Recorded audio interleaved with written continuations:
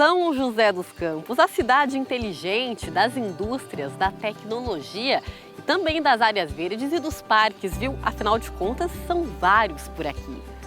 O Por Todos os Cantos de hoje está num cartão postal de Sanja, o Parque da Cidade.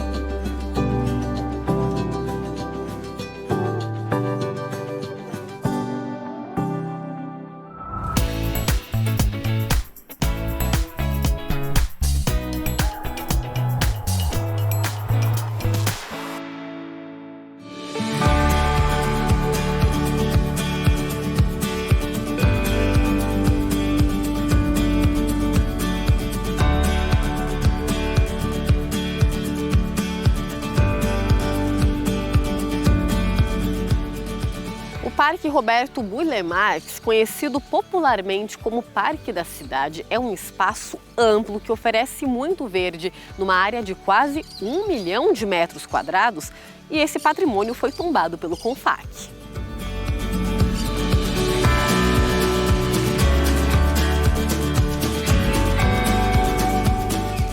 Quando a gente fala do Parque da Cidade, logo vem à nossa mente as palmeiras imperiais, que muita gente utiliza para fazer ensaios fotográficos, postar fotos nas redes sociais, e também tem a Casa Olivo Gomes, né, gente?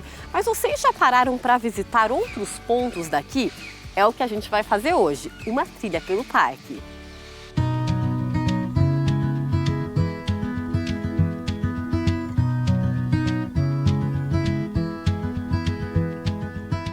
Pessoal, eu tô aqui com a Mônica, ela é guia de turismo e a gente está fazendo uma trilhazinha, uma das muitas trilhas que tem por aqui, né, Mônica? Porque Exato. Tem trilha para todos os gostos e eu acho que é interessante reforçar que quando a gente pensa em trilha, a gente pensa mata fechada só, mas não é só isso não, né?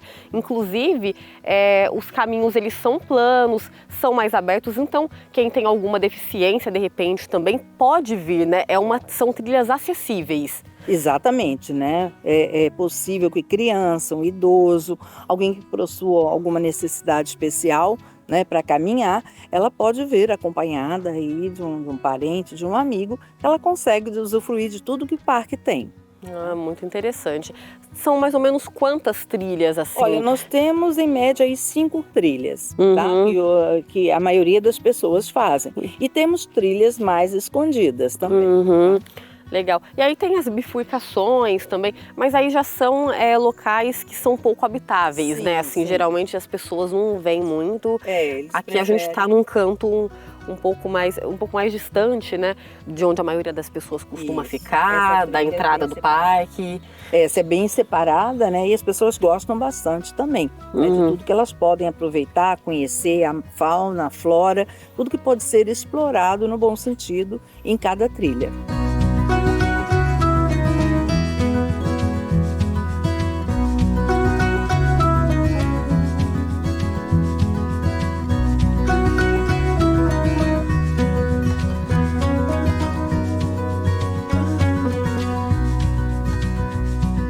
Essas trilhas, né, elas não têm contraindicação, as pessoas podem chegar, podem fazer, como funciona? Podem sim, não há problema nenhum, né? O ideal é trazer água, trazer uma barra de cereal, uma fruta, né? Para se hidratar e comer alguma coisa aqui, né? Desfrutar dessa paisagem maravilhosa que nós temos no parque. E aí a gente tem, são locais preservados, né? Então a gente tem muitas espécies nativas também, é bem interessante, né? Observar as árvores, cada espécie. Isso, as espécies aqui são nativas e tem árvores que foram trazidas para cá. Então você se permitir, né, desfrutar de tudo isso, parar, ver a diferença, o tipo de caule, né, as raízes também, os vários tipos de raízes que nós temos aqui no parque, né? Então se deter aí num tempinho para ter um conhecimento dessa natureza, porque a gente precisa disso muito. Sem dúvida. Você destaca alguma espécie aqui do parque? Olha, nós temos o ombu, né? Uma outra parte do parque que é bem interessante, né? Principalmente no imaginário das crianças, como elas têm as raízes fora da terra, a maioria, e são bem grandes, é uma árvore grande, então a gente conta histórias ali que a árvore se move, né? No dia seguinte ela vai estar numa outra posição. Então, principalmente quando nós estamos com um grupo mais infantil, mais de adolescente, a gente foca muito isso.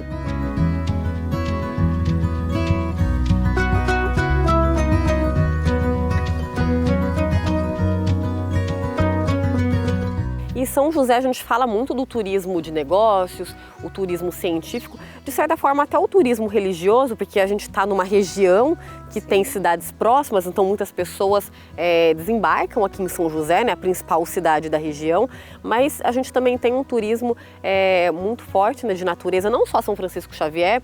Eu destaco porque você falou de crianças, adolescentes, né? Aqui é o local perfeito, né, para vir com eles também, uma trilha mais leve, acessível, como a gente falou, o grau de dificuldade bem baixo, bem fácil. Isso, e depois finalizar com piquenique. Que é permitido, né? Vale reforçar. Mas aí tem que levar o lixo em casa, né? Para casa. Lixo, é importante lembrar, né, gente? A gente tá entrando num ambiente, né, que não é nosso, né? A natureza a gente tem que cuidar, preservar. Recolher tudo e colocar nos pontos, né? Para que depois o pessoal retire. Né? Mas é bem prazeroso também, tá?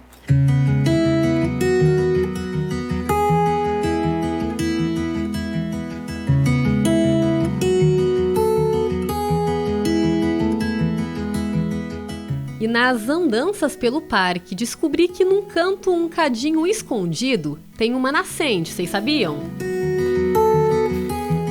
Realmente é totalmente despercebido, né? Poucas pessoas sabem que aqui é uma nascente.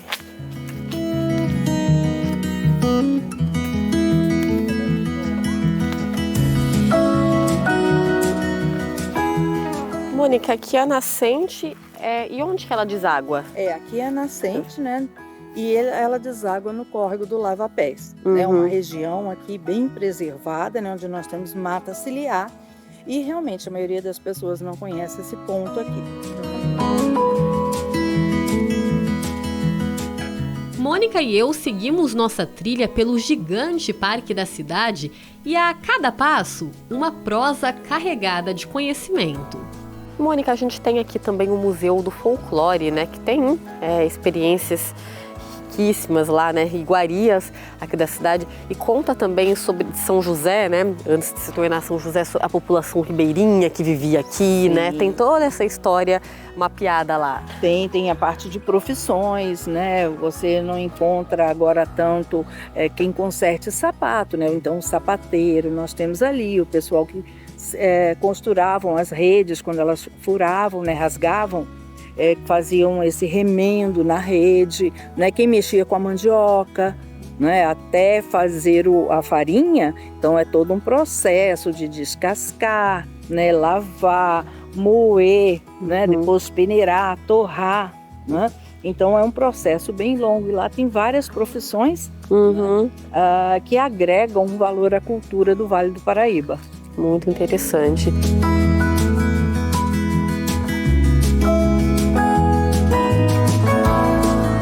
Então, Mônica, aí tem as palmeiras imperiais que são muito conhecidas aqui. Elas têm toda uma história, elas serviam como ponto de referência mesmo no trajeto para que as pessoas não se perdessem? Exatamente, porque ele tinha a escola, ainda funciona até hoje, né? Se você estiver de frente para o parque, você vai observar à direita essa escola.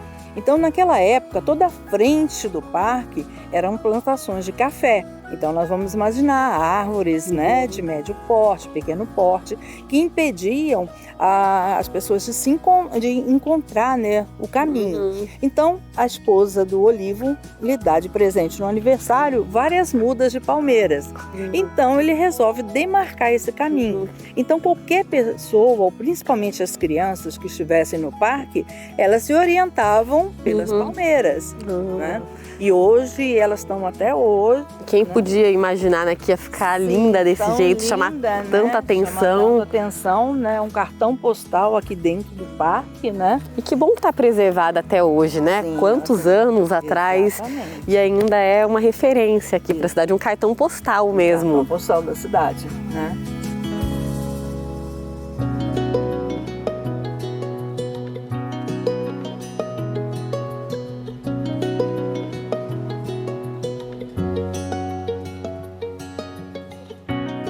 Esse bambuzal aqui, né? Tipo, também bem instagramável, a gente pode dizer lindo, assim, né? fotos lindas. A matiz de cores é maravilhosa. E que a gente continue, né? Que continue sendo preservado, né? Um Sim. trabalho de educação mesmo, acho que isso é educação ambiental. Educação social, né? Para que essas novas gerações, elas Exatamente. consigam cuidar do que é nosso, né?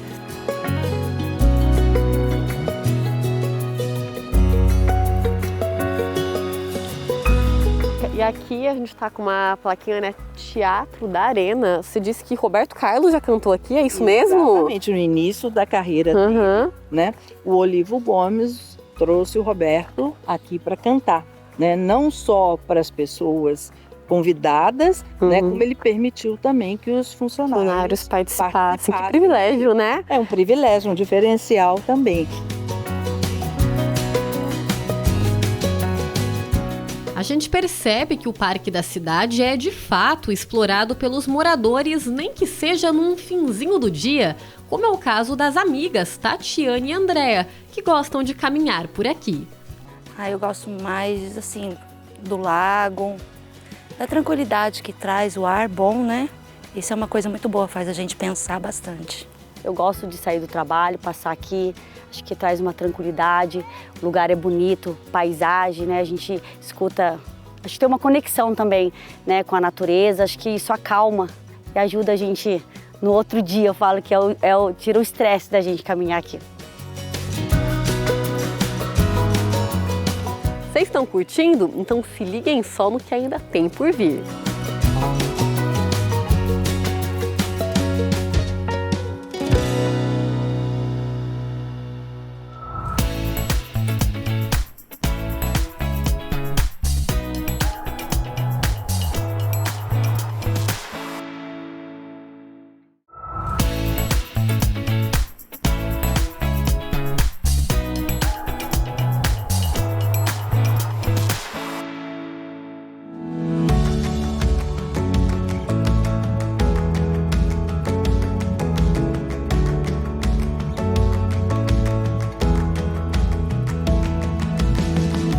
Todo esse espaço aqui era da antiga fazenda da Tecelagem Paraíba e aí em 1996 foi transformado em parque. E o conjunto de prédios da tecelagem, aliás, foi tombado pelo IPHAN em 2021.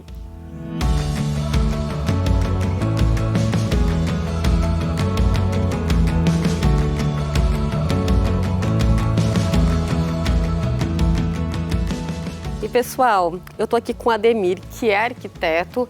O Parque da Cidade é um paraíso para os arquitetos, né? Quando a gente fala do paisagismo, é muito forte por aqui, né, Ademir? Sim, esse é um dos maiores jardins privados do mundo, obra do Burle Marx, que foi considerado o paisagista do século XX. E ela reúne, além da paisagem, do paisagismo, essa verdadeira obra de arte da arquitetura, que é a obra do Rino Leve, a Residência Olivo Gomes.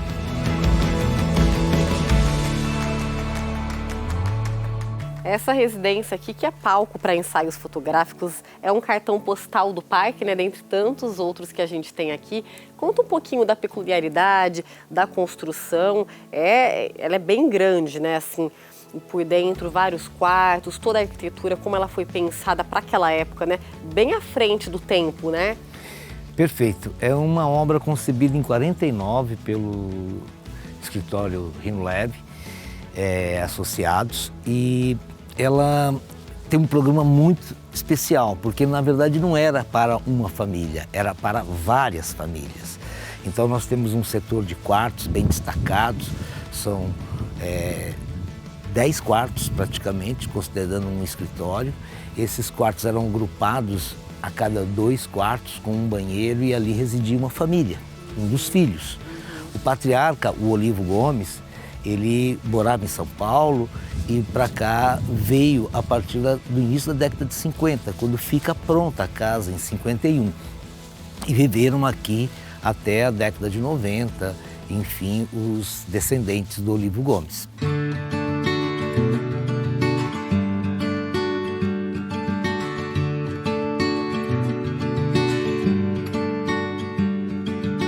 E aí toda a janela, né, se a gente for parar para analisar, ela tem uma característica diferente, né, a fim de que explore, né, esse ambiente. Né? Porque imagina um jardim desse, que privilégio, né? Acordar, estar numa sala de estar no quarto e dar de cara com um jardim desse. Ela foi concebida a partir desse desnível, né, que nós temos ela praticamente equilibrada em cima de um muro, né, um grande muro de arrimo. E os quartos ficam praticamente no mesmo nível de entrada, assim como um setor bem destacado onde nós estamos, que é a sala de estar, a sala que reúne inclusive também a sala de refeições. E ela está praticamente voltada todo para esse jardim frontal, né? E que por sua vez se relaciona com a Serra da Mantiqueira. Daqui onde nós estamos se via o rio Paraíba, onde havia uma série de fazendas da tecelagem Paraíba que plantavam diversas culturas e também a pecuária, que justifica inclusive uma das obras que é a usina de leite. Então era um complexo que nós chamamos complexo fabril, que juntava a tecelagem, várias outras fábricas ou complementares, mais as fazendas. E essa casa era a casa, vamos chamar assim, o ponto fulcral, né, para onde convergiam, né, todas as atenções desse conjunto. Então ela é formada por esse jardim frontal, com esses 2 grandes lagos, essa integração com a Serra da Mantiqueira e com o rio Paraíba, que agora não é mais visível, não dá pra ver por conta porque das árvores, a vegetação, né, adquiriu vida própria, e tem o Jardim dos Fundos, que era mais dedicado às crianças, à piscina infantil, o lugar mais da família se encontrar, inclusive com uma concha acústica, entre aspas, ou seja, um espaço para você ter festividades, eventos que reuniam não só a família, como também os próprios operários e os trabalhadores, diretores das empresas.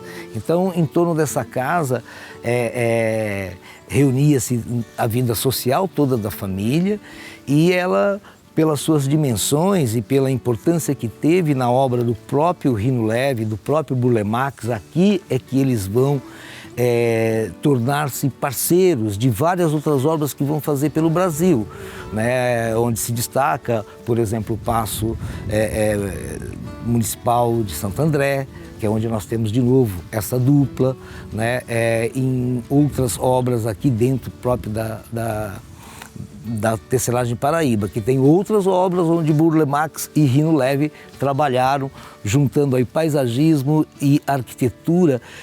E a arquitetura do Rino Leve é uma arquitetura de detalhes, de engenho, né? Além de ser uma obra extremamente apurada do ponto de vista formal, né? Outro destaque importante aqui dessa casa é que ela tem muitas cores, o que é, de certa maneira, uma das vertentes do modernismo, chamada de neoplasticismo, que advogava essa ideia de que toda parte de uma construção ela tem uma função ativa no conjunto e na proporção das emoções ou das sensações dos usuários pela residência, né, ou por um espaço.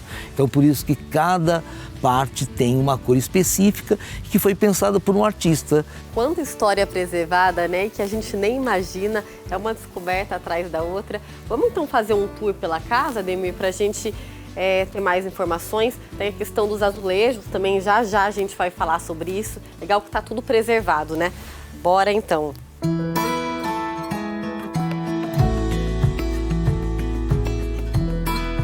Essa escada também tem uma peculiaridade, Ademir? Muita. Primeiro que é uma escada com apoio central, uma viga espiralada. E nas laterais nós temos o suporte de cada patamar pelos tirantes, que estão, por sua vez, conectados aqui a uma viga, né, superior. E ela praticamente paira no ar, né, ou seja, se desenvolve no ar, como se fosse um giro dos próprios patamares, né, ou seja, você só vê a silhueta dela. E aqui são como se fossem pilastras, né? Mas não é esse o termo certo, que sustentam toda essa parte dos quartos, sim, não é mesmo? São os pilotis, colunas circulares sem ornamento, né, que caracteriza bem o modernismo e que suportam, nesse caso aqui, em balanço, todo o corpo, vamos chamar, da área íntima, né? E ela também, de certa forma, compõe com o próprio paisagismo, as palmeiras que ele utilizou, assim como os guapuruvus, que são elementos verticais para modular, vamos chamar, essa horizontalidade do espaço aberto, né? Então, é uma técnica que se junta tanto a técnica construtiva com o paisagismo, que é uma das características desse conjunto, né? Esse painel, por exemplo, há em outras obras painéis também do Burle Marx com técnicas diferentes. Essa aqui é a famosa pastilha ou vidrotil. Deu um trabalhinho, né, para fazer. Isso se recorta tudo, é tudo feito primeiro no desenho, no papel, depois passa para a parede, depois se recorta, né, a partir das cores, de uma cartela de cores da própria fábrica, você compõe essa obra, né, a partir do retalho, recorte de cada parte.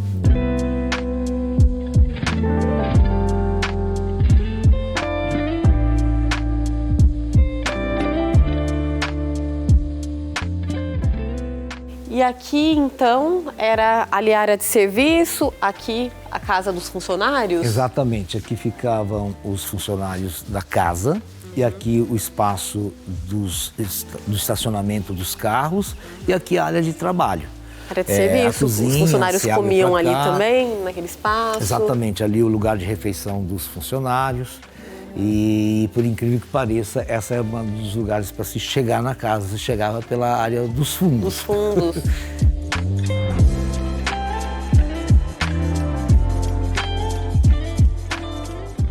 E esse painel é um painel abstrato, mas que faz alusão aos murais portugueses. Aqueles que tem na Bahia, nas Minas Gerais, aqueles azulejos, aí sim, são azulejos ainda, né? Todos em tons de azul e branco. Só que aqui, ao invés de ele trazer figuras, ele faz uma composição abstrata. Sim. E, por sua vez, esses tons de azul, eles são fundo para as plantas que estão aqui, que tem uma floração amarela. Tudo então, muito amarelo bem pensado, né? Da vegetação contrasta com os painéis de tons azuis. Para ficar ainda mais exuberante. Exatamente. É legal a gente pensar, né? Claro, a arquitetura pensa em todos esses detalhes, mas naquela época, né, já tinha todo esse cuidado, assim, é muito interessante a gente fazer essa reflexão. Sim.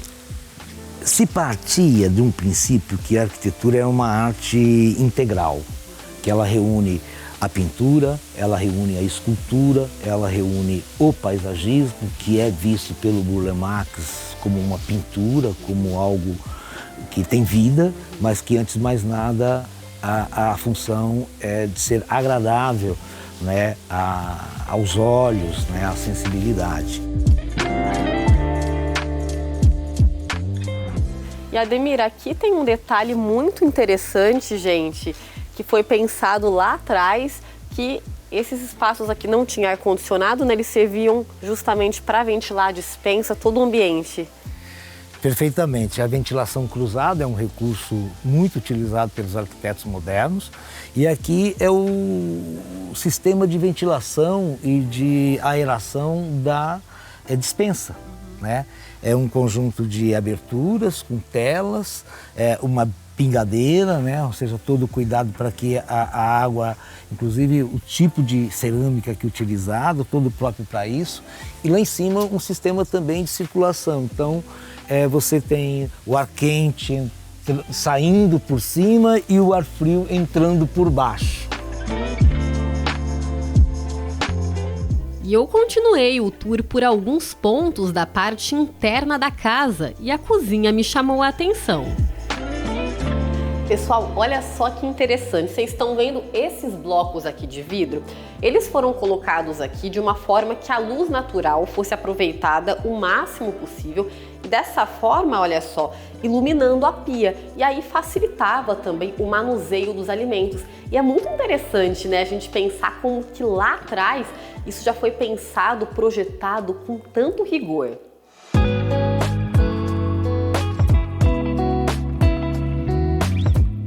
E é cada detalhe da casa, gente, que daria vários programas para falar de cada um. Aí tivemos de separar alguns principais pontos. As salas, por exemplo, tanto na parte de cima quanto na parte de baixo, são bem amplas e iluminadas. E os detalhes em madeira. Esses furos nessas pilastras eram para colocar tacos de bilhar. A Manuela adora vir aqui e desta vez trouxe o sobrinho Rafael, que mora lá em Teresina, na capital do Piauí, para conhecer o parque. E não se decepcionaram. Eu não sou de São José, mas moro aqui há mais de 23 anos e sou uma frequentadora assídua. A gente gosta muito daqui. Acho belíssimo, natureza farta, rica, exuberante, né? Bonita. E a paisagem, o paisagismo, tudo nos atrai aqui. A gente gosta bastante de ver. A gente faz caminhada, a gente contempla e a gente observa pássaros. Hoje, por exemplo, a gente viu jacu, pombos, garças, 2 tipos de garças, uma garça super diferente, meio azulada, que é a primeira vez que a gente vê. E hoje eu vim apresentar o Rafael, que é o meu sobrinho que veio de Teresina. E aí nós viemos apresentar o parque para ele. Nós estamos bem felizes, já estamos aqui mais de 2 horas.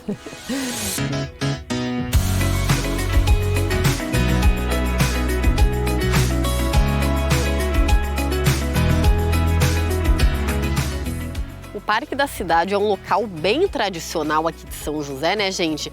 E eu acredito que a maioria das pessoas, assim como eu, não conhecem a fundo esse local, até porque são quase 1 milhão de metros quadrados, é muito grande.